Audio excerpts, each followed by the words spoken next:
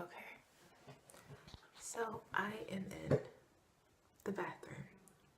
Dun, dun, dun, dun, dun, dun. You better not shout, you better not cry. When Shara comes to town, I'm telling you why. Shara's about to snatch that wig. She knows when you are shading. She knows when you are fake. She knows when you are sincere or not. So be real for goodness sake. Ah! You better not shout. You better not cry. When Shara comes to town, I'm telling you why. 'Cause Shara's about to snatch that wig. I am in the bathroom and I'm a bit nervous. The cup is in. It's in there, and being a bit of a rebel, intuitively I just felt to use the large size, so okay. So here's the package, my Lena, and I am now looking at the diagram. Show you the diagram, okay? The cervix in both of these diagrams, whether high cervix or low cervix, it's well past. Yeah. Let me see. Can I flip this? No, not when it's in video mode. The cervix is well past the vaginal canal. Okay. I don't even know if it's a dilemma at this point. I just know I have a very deep vagina. And the cup is in there. And I mean, it just, once I got past that pelvic bone that Precious Stars pads talked about, I mean, a lot of things are just, you just gotta get in there and experience, okay? Experience it. Apparently I have a large urethra, because I mean, I checked to feel for my cervix just to have a point of reference before I started my cycle. Now that I'm on my cycle, there's this thing that it's just really like dropped really low, and it's almost like it's covering the vagina, not covering it, but like really dropped low. Yet it's not in the vaginal canal, okay? It's not in there. It's just like almost on the surface of the opening, yeah. So I think that is my urethra, and I touched it and like some blood came off of it. So I'm like, okay, well maybe, what if this is my cervix, you know? I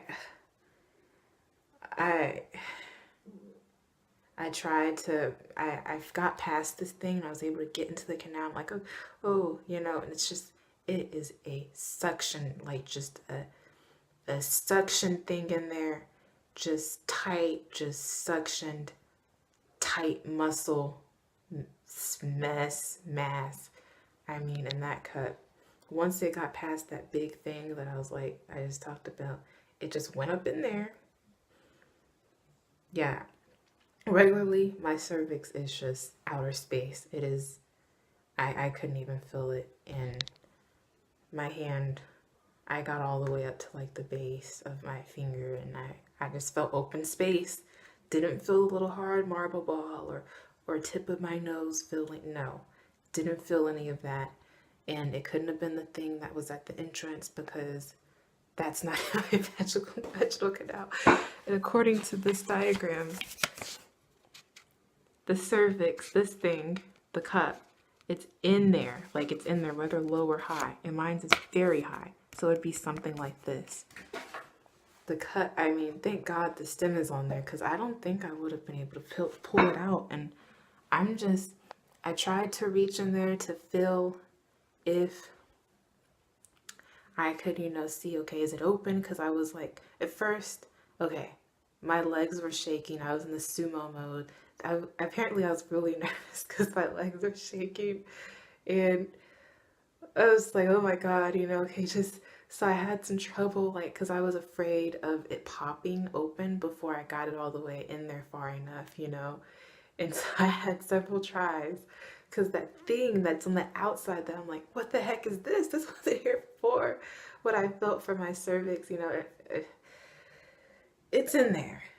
It's in there. It slid past that little bone thing, and I'm telling you, your vagina is truly uniquely yours. Can't compare it to anybody else's because it's just, it forms differently for everybody. And so I tried to feel to see if the cup was open. I could barely find the stem. Yet it is just, my vagina has just ate the cup. It's just gone. I'm gonna have to find it in about 12 hours now. Or if I start to leak, then I really will have to like pull it down a bit so that to make sure it is suctioned. Yet the Lena cup is it pops open really easily. That was why I was having trouble getting it in at first, because I was having trouble keeping it closed to get in there. Yeah, it wasn't that frustrating. It was just like, because I put coconut oil to lubricate it because I thought I might need that. And I didn't. So I had to rinse the coconut oil off, and just, it helped me get a better grip of the paste. And it just, my vagina just ate that thing, just pulled it in there, man. And now I wonder if I put the smaller one in there, if it really would have been lost.